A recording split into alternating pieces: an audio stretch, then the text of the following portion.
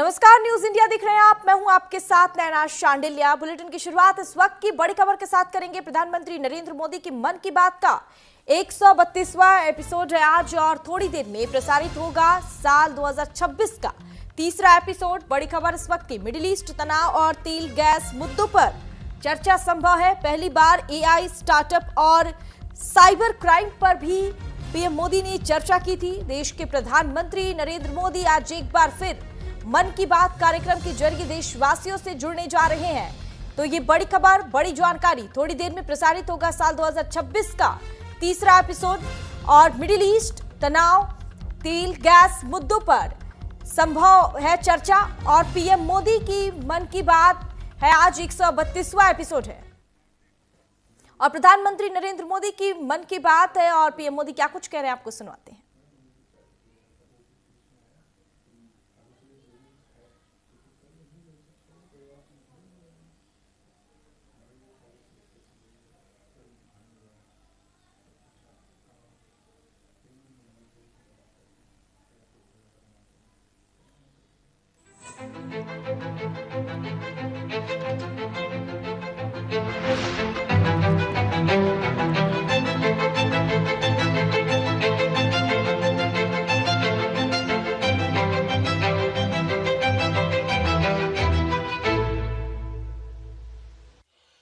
मेरे प्यारे देशवासियों, नमस्कार।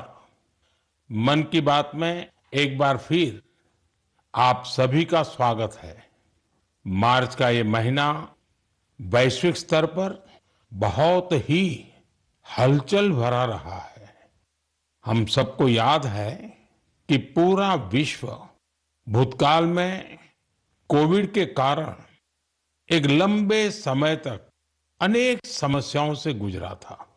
हम सभी की अपेक्षा थी कि कोरोना के संकट से निकलने के बाद दुनिया नए सिरे से प्रगति की राह पर आगे बढ़ेगी। लेकिन दुनिया के अलग अलग क्षेत्रों में लगातार युद्ध और संघर्ष की परिस्थितियां बनती चली गई। वर्तमान में हमारे पड़ोस में एक माह से भीषण युद्ध चल रहा है। हमारे लाखों परिवारों के सगे संबंधी इन देशों में रहते हैं, खासतौर पर खाड़ी देशों में काम करते हैं। मैं गल्फ कंट्रीज का बहुत आभारी हूं। वे ऐसे 1 करोड़ से ज्यादा भारतीयों को वहां पर हर प्रकार की मदद दे रहे हैं। साथियों, जिस क्षेत्र में अभी युद्ध चल रहा है वह क्षेत्र हमारी ऊर्जा आवश्यकताओं का बड़ा केंद्र है। इसकी वजह से दुनिया भर में पेट्रोल और डीजल को लेकर संकट की स्थिति बनती जा रही है। हमारे वैश्विक संबंध, अलग अलग देशों से मिल रहा सहयोग और पिछले 1 दशक में देश का जो सामर्थ्य बना है, इनकी वजह से भारत इन परिस्थितियों का डटकर मुकाबला कर रहा है। साथियों, निश्चित तौर पर यह चुनौतीपूर्ण समय है। मैं आज मन की बात के माध्यम से सभी देशवासियों से फिर यह आग्रह करूंगा कि हमें एकजुट होकर इस चुनौती से बाहर निकलना है। जो लोग इस विषय पर भी राजनीति कर रहे हैं, उन्हें राजनीति नहीं करनी चाहिए।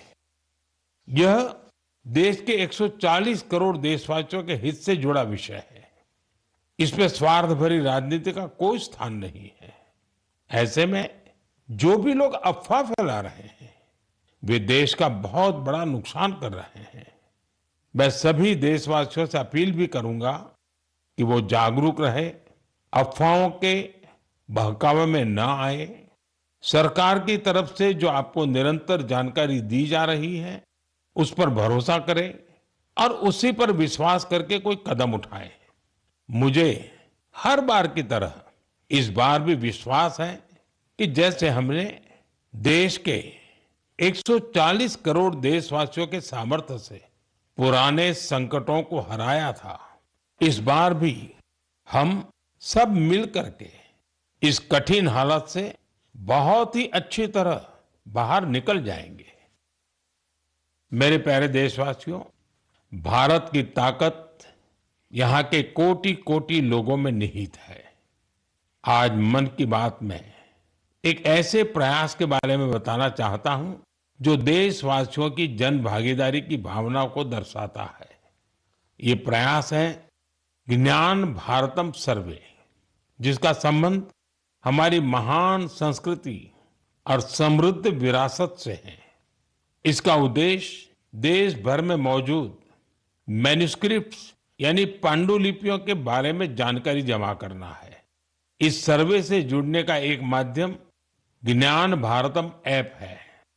आपके पास अगर कोई मैन्युस्क्रिप्ट है, पांडुलिपि है या उसके बारे में जानकारी है, तो उसकी फोटो ज्ञान भारतम ऐप पर जरूर साझा करें। हर एंट्री से जुड़ी जानकारी को दर्ज करने से पहले उसकी पुष्टि भी की जा रही है। मुझे इस बात की खुशी है कि अब तक हजारों मैन्युस्क्रिप्ट्स, पांडुलिपि लोगों ने शेयर की है।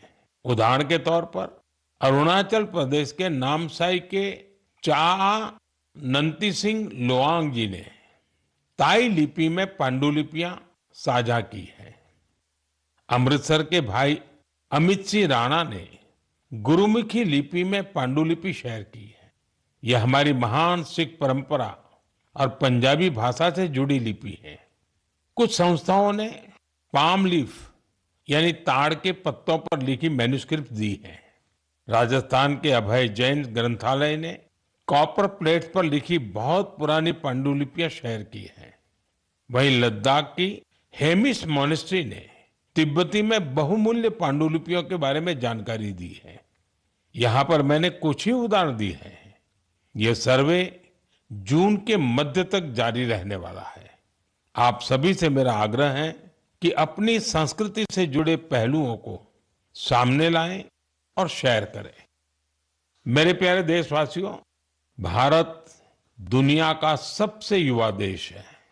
देश के युवा की ताकत जब राष्ट्र निर्माण में जुड़ती है तो बहुत बड़ी मदद मिलती है।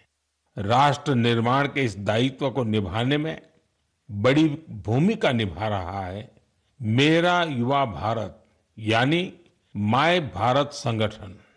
ये संगठन देश के युवाओं को अलग अलग पॉजिटिव गतिविधियों से जोड़ रहा है। हाल ही में माय भारत द्वारा बजट क्वेस्ट का आयोजन किया गया। इसका मकसद था देश भर के युवाओं को बजट प्रक्रिया और नीति निर्माण से जोड़ना। इससे जुड़ी क्विज में देश भर से करीब 12 लाख युवाओं ने हिस्सा लिया। क्विज के बाद करीब 1,60,000 प्रतिभागियों को निबंध प्रतियोगिता के लिए चुना गया। मुझे इनमें से कुछ निबंध पढ़ने का अवसर भी मिला। इनसे पता चलता है कि मेरे युवा साथी देश के विकास में अपना योगदान देने के लिए कितना तत्पर है। तेलंगाना के सूर्यापेट से कोटला रघुवीर रेड्डी, उत्तर प्रदेश के बाराबंकी से सौरभ बैसवार और बिहार के गोपालगंज से सुमित कुमार ने किसान कल्याण से जुड़े टॉपिक पर लिखा है। पंजाब के मोहाली से आंचल और ओडिशा के केंद्रपाड़ा से ओम प्रकाश रथ ने वुमेन लेड डेवलपमेंट को आगे बढ़ाने के तरीकों पर अपने विचार प्रकट किए हैं। हरियाणा के यमुनानगर से प्रथम बरार ने लिखा है कि ग्रीन और क्लीन भारत ही समृद्ध भारत का मार्ग है। इससे उनकी गहरी सोच का पता चलता है। दिल्ली के शंख गुप्ता का सुझाव है कि ग्रामीण क्षेत्रों में खेल प्रतिभाओं की पहचान के लिए और अधिक प्रयास होने चाहिए। हमारे युवा साथियों ने स्किल डेवलपमेंट और ईज ऑफ डूइंग बिजनेस पर भी अपने विचार साझा किए हैं। मैं उन सभी युवाओं की सराहना करता हूं जो अपने आइडियाज शेयर कर रहे हैं। ये विचार देश को आगे ले जाने में बहुत अहम है। मेरे प्यारे देशवासियों, देश भर के क्रिकेट फैंस के लिए यह महीना जोश और उत्साह से भर देने वाला रहा है। जब भारत ने T20 वर्ल्ड कप में ऐतिहासिक जीत दर्ज की तो देश में हर तरफ खुशी की लहर दौड़ गई। अपनी टीम की शानदार सफलता पर हम सभी को बहुत गर्व है। पिछले महीने के आखिर में कर्नाटका के हुबली में एक बहुत ही रोचक मुकाबला देखने को मिला। इस मुकाबले को जीतकर जम्मू कश्मीर की क्रिकेट टीम ने रणजी ट्रॉफी को अपने नाम कर लिया। सबसे खुशी की बात है कि करीब 7 दशकों के लंबे इंतजार के बाद इस टीम ने अपना पहला रणजी खिताब हासिल किया। यह अभूतपूर्व सफलता खिलाड़ियों के कई वर्षों के निरंतर प्रयासों का परिणाम है। टीम के कप्तान पारस डोगरा ने अद्भुत कौशल दिखाया। अपने नेतृत्व से इस जीत में उन्होंने अहम योगदान दिया। आज देश में कश्मीर के युवा गेंदबाज आकिब नबी के प्रदर्शन की भी चर्चा हो रही है, जिन्होंने रणजी सीजन में 60 विकेट लिए हैं। इस जीत से टीम के खिलाड़ी और कोचिंग स्टाफ के साथ साथ जम्मू कश्मीर के लोग बहुत रोमांचित हैं। क्रिकेट के मैदान में इस शानदार प्रदर्शन के बाद वहां के युवाओं में खेलों के प्रति उत्साह और बढ़ गया है। आने वाले समय में यह कई युवाओं को स्पोर्ट्स को अपनाने के लिए प्रेरित करेगा। जम्मू कश्मीर के लोगों में खेलों को लेकर गजब का जज्बा रहा है। मुझे खुशी है कि अब यह बड़े खेल आयोजनों का हब भी बनता जा रहा है। खेलो इंडिया विंटर गेम्स के लिए गुलमर्ग तो पहले ही अपनी पहचान बना चुका है। फुटबॉल जैसे स्पोर्ट्स भी यहाँ के युवाओं के बीच काफी लोकप्रिय है। मुझे आशा है कि आने वाले समय में जम्मू कश्मीर के खिलाड़ियों की जीत का यह सिलसिला यूं ही जारी रहेगा। मेरे प्यारे देशवासियों, मैं अक्सर कहता हूं, जो खेलेगा वो खिलेगा। मुझे ये देखकर अच्छा लगा कि हमारे देश के युवा अब उन खेलों को भी खूब अपना रहे हैं जो पहले उतने लोकप्रिय नहीं थे। उत्तर प्रदेश के प्रतिभाशाली एथलीट गुलवीर सिंह ने ऐसे ही एक खेल में कमाल कर दिखाया है। उन्होंने कुछ ही हफ्ते पहले न्यूयॉर्क सिटी हाफ मैराथन में तीसरा स्थान हासिल कर इतिहास रच डाला। वे 1 घंटे से कम समय में हाफ मैराथन पूरा करने वाले पहले भारतीय एथलीट बने। स्क्वॉश खिलाड़ी बेटी अनाहत सिंह ने स्क्वॉश ऑन फायर ओपन का बड़ा अंतर्राष्ट्रीय खिताब अपने नाम किया। सिर्फ 17 साल की उम्र में उन्होंने ये सफलता हासिल की। इसके साथ ही वे पीएसए वर्ल्ड रैंकिंग में टॉप 20 में जगह बनाने वाली सबसे कम उम्र की एशियाई महिला खिलाड़ी बन गई है। मुझे अस्मिता एथलेटिक्स लीग की जानकारी भी मिली है। इसमें 8 मार्च को महिला दिवस के अवसर पर कई स्पोर्टिंग इवेंट्स का शानदार आयोजन किया गया। लीग में करीब 2 लाख बेटियों ने भागीदारी की। ये देखकर अच्छा लगता है कि भारत की नारी शक्ति देश में हो रहे इस स्पोर्टिंग ट्रांसफॉर्मेशन में अहम भूमिका निभा रही है। साथियों, मेरा हमेशा से यह आग्रह रहा है कि आप सभी अपनी फिटनेस पर जरूर ध्यान दें। अंतर्राष्ट्रीय योग दिवस में अब 100 दिनों से भी कम समय बचा है। पूरी दुनिया में योग के प्रति आकर्षण भी लगातार बढ़ रहा है। अफ्रीका के जिबूती में अलमिस जी अपने अरविंद योग सेंटर के जरिए योग को बढ़ावा दे रहे हैं। वे यहाँ की कई और जगहों पर भी लोगों को योग सिखाते हैं।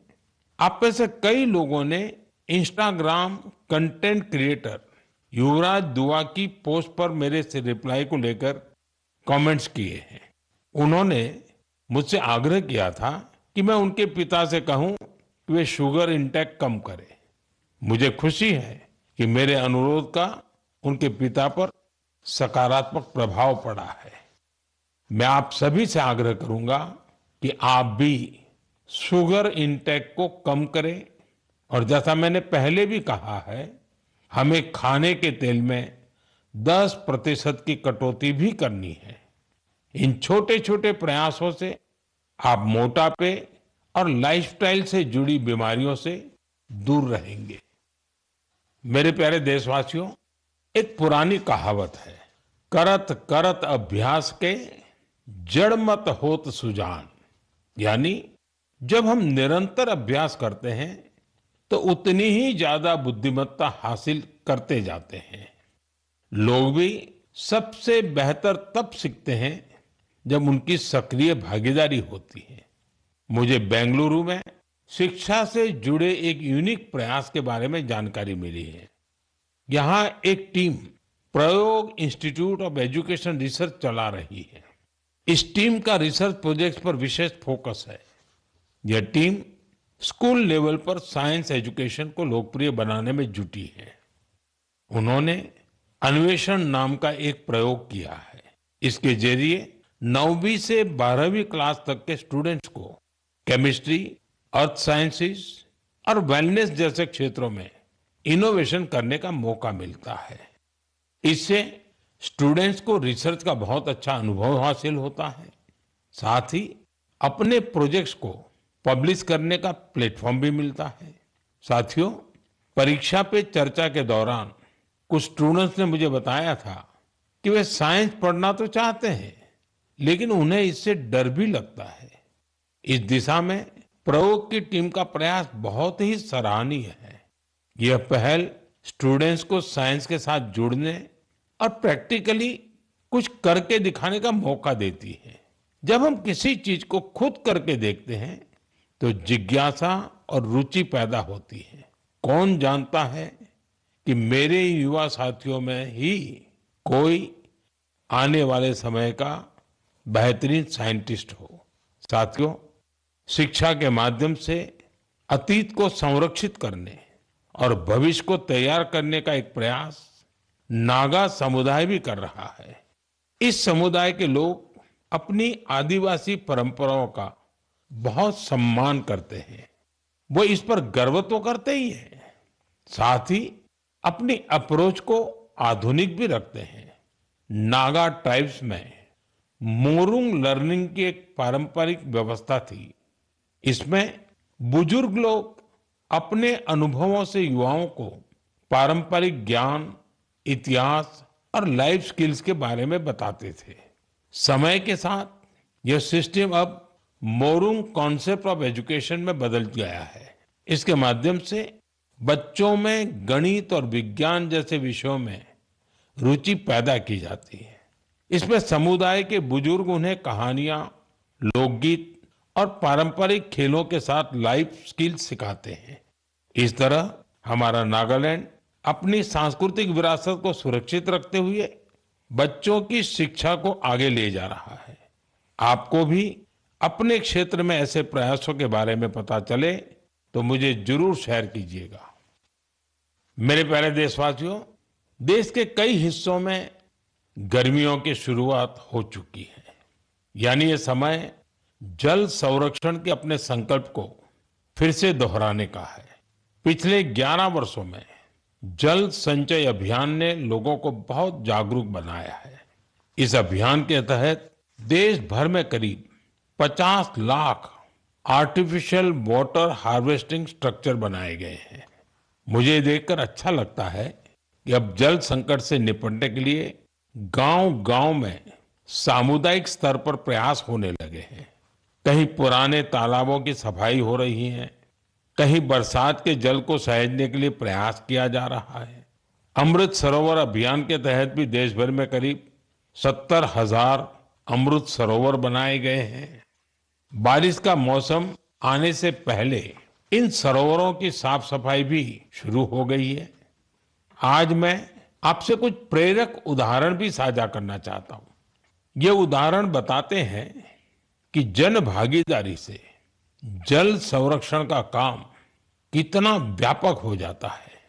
साथियों, त्रिपुरा की जम्पुई पहाड़ियों में बसा वागमुन गांव 3000 फीट की ऊंचाई पर बसा है। ये गांव पानी के गंभीर संकट का सामना कर रहा था। गर्मियों के दिनों में गांव के लोग पानी के लिए लंबी दूरी तय करते थे। आखिरकार गांव के लोगों ने बारिश की हर बूंद को सहेजने का निर्णय किया। आज वांगमुन गांव के लगभग हर घर में rooftop rain water harvesting system स्थापित हो गया है। जो गांव कभी पानी की कमी से जूझ रहा था, वो जल संरक्षण की एक प्रेरक मिसाल बन गया है। साथियों, इसी तरह छत्तीसगढ़ के कोरिया जिले में भी एक अनोखी पहल देखने को मिली। यहाँ के किसानों ने एक सरल लेकिन प्रभावशाली आइडिया पर काम किया।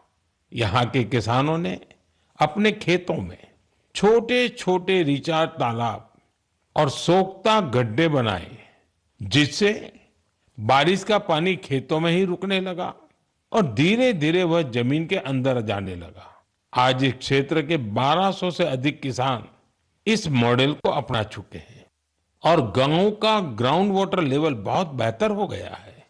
इसी तरह तेलंगाना के मंचेरियाल जिले के मुदिगुंटा गांव में भी लोगों ने मिलकर पानी की समस्या दूर की है। गांव के 400 परिवारों ने अपने घरों में सॉकपिट बनाया और वाटर कंजर्वेशन का जन आंदोलन बना दिया। इससे गांव का ग्राउंड वाटर लेवल बेहतर हुआ है। साथ ही प्रदूषित पानी की वजह से होने वाली बीमारियां बहुत कम हो गई हैं। मेरे प्यारे देशवासियों, हमारे मछुआरे भाई बहन सिर्फ समुद्र के योद्धा नहीं है, बल्कि वे आत्मनिर्भर भारत के एक मजबूत नींव भी है। वे सुबह होने से पहले समंदर की लहरों से जूझते हुए अपने परिवार के साथ साथ देश की अर्थव्यवस्था को मजबूती देने में जुट जाते हैं। ऐसे मेहनतकश मछुआरों का जीवन आज कई तरह से आसान बनाया जा रहा है। चाहे बंदरगाहों का विकास हो या मछुआरों के लिए बीमा, ऐसी कई पहल उनके बहुत काम आ रही है। हम जानते हैं कि समंदर में उनकी गतिविधियों को मौसम का रुख बहुत प्रभावित करता है। इसे देखते हुए टेक्नोलॉजी के जरिए भी उनकी पूरी मदद की जा रही है। मुझे बेहद खुशी है कि ऐसे प्रयासों से हमारा फिशरीज सेक्टर न केवल समृद्ध हो रहा है, बल्कि कुछ नया करने का जज्बा भी भर रहा है। आज फिशरीज और सीवीड के क्षेत्र में नए नए इनोवेशन हो रहे हैं और हमारे मछुआरे भाई बहन आत्मनिर्भर बन रहे हैं। ओडिशा के संबलपुर की सुजाता भुयान जी एक गृहिणी थी, लेकिन वो कुछ नया करके अपने परिवार की और मदद करना चाहती थी। इसलिए कुछ वर्ष पहले उन्होंने हीराकुंड रिजर्वायर में फिश फार्मिंग शुरू की। शुरुआती दिन उनके लिए आसान नहीं थे।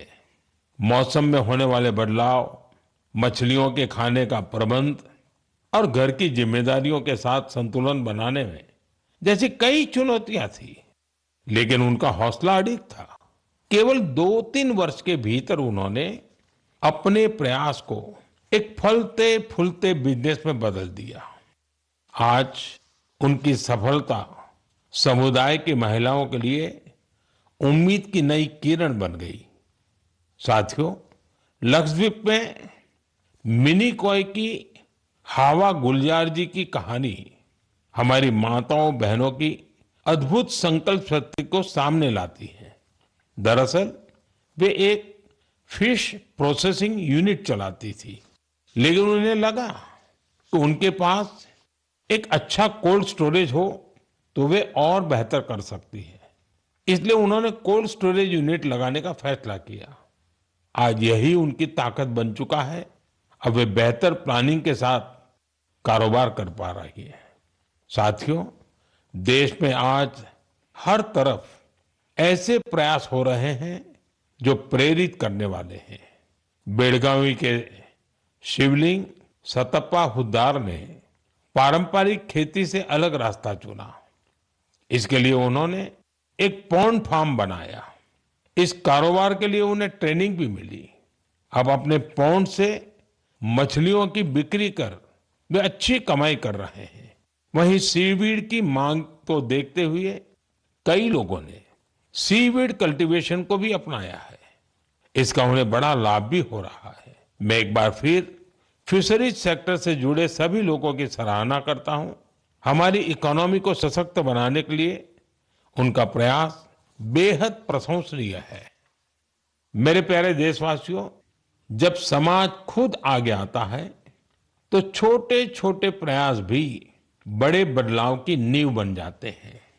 हमारे देश के अलग अलग हिस्सों में ऐसे कई उदाहरण सामने आ रहे हैं जो हमें यही सिखाते हैं। हाल ही में उत्तर प्रदेश के वाराणसी में एक प्रेरक प्रयास देखने को मिला। वहां एक ही घंटे में 2,51,000 से अधिक पौधे लगाए गए और एक नया गिनीज वर्ल्ड रिकॉर्ड बना। इस प्रयास की सबसे खास बात यह रही कि इसमें हजारों लोग एक साथ जुड़े। छात्र, जवान, स्वयंसेवी संगठन, अलग अलग संस्थाएं, सबने मिलकर इस काम को संभव बनाया। जन भागीदारी का यही स्वरूप एक पेड़ मां के नाम अभियान के दौरान भी दिखता है। इस अभियान के तहत देश भर में करोड़ों पेड़ लगाए गए हैं। साथियों, नागालैंड के चिजामी गांव से भी एक बहुत प्रेरक प्रयास सामने आया है। चिजामी गांव की महिलाएं मिलकर 150 से अधिक वैरायटी के पारंपरिक बीजों को सुरक्षित रख रही है। इन बीजों को एक कम्युनिटी सीड बैंक में संरक्षित किया जा रहा है, जिसे गांव की महिलाएं ही चलाती हैं। इनमें चावल, बाजरा, मक्का, दालें, सब्जियां और कई तरह की जड़ी बूटियां शामिल है। यह एक ऐसा प्रयास है जिसमें ज्ञान भी सुरक्षित है, परंपरा भी जीवित है और आने वाली पीढ़ियों के लिए एक मजबूत आधार भी तैयार हो रहा है। साथियों, आज जब दुनिया जलवायु परिवर्तन जैसी चुनौतियों का सामना कर रही है, तब ऐसे प्रयास हमें यह बताते हैं कि समाधान हमेशा कहीं दूर नहीं होता। कई बार हमारे अपने पारंपरिक ज्ञान और सामुदायिक प्रयास ही हमें सबसे मजबूत रास्ता दिखाते हैं। मेरे प्यारे देशवासियों, आज आप देश के किसी छोटे बड़े शहर में जाएंगे तो एक बदलाव आप जरूर नोटिस करेंगे। आपको बड़ी संख्या में घरों की छत पर सोलर पैनल लगे हुए दिखाई देंगे। कुछ साल पहले तक ये इक्का दुक्का घरों पर ही दिखता था, लेकिन आज पीएम सूर्यघर मुफ्त बिजली योजना का प्रभाव देश के कोने कोने में दिखने लगा है।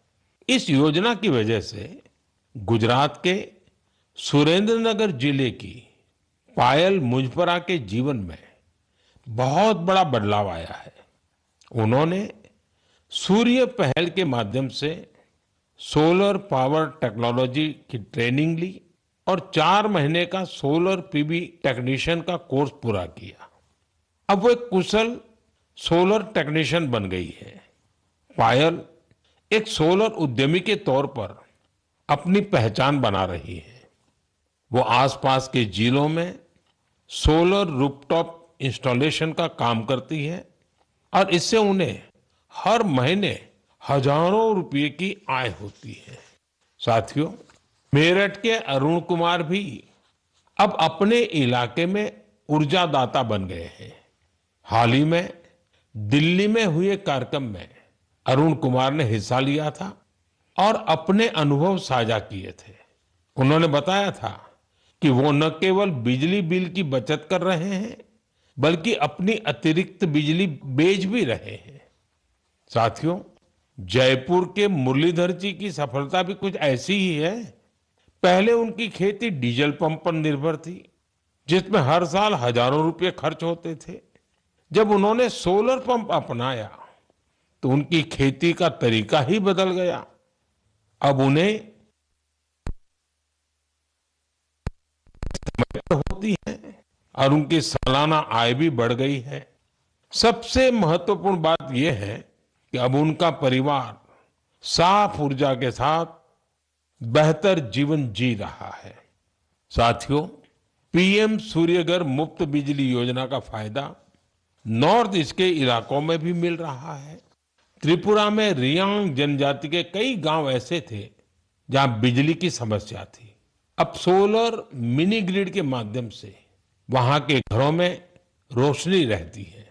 वहां बच्चे अब शाम के बाद भी पढ़ पा रहे हैं, लोग मोबाइल चार्ज कर पा रहे हैं और गांव का सामाजिक जीवन भी बदल गया है।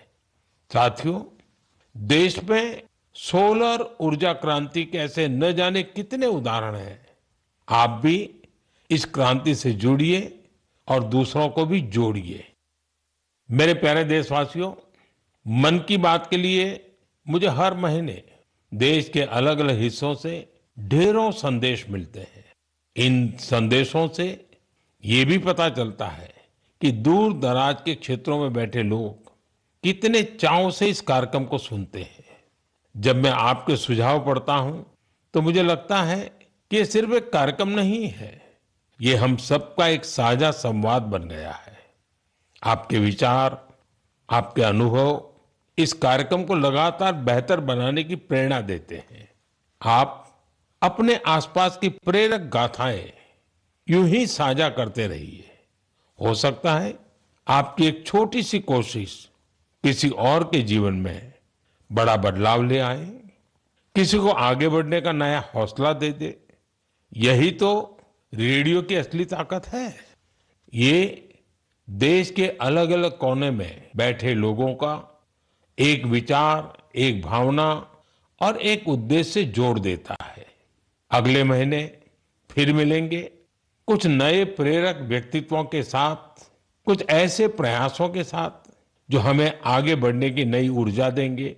तब तक आप अपना और अपने परिवार का ध्यान रखें, स्वस्थ रहें, खुश रहें। बहुत बहुत धन्यवाद।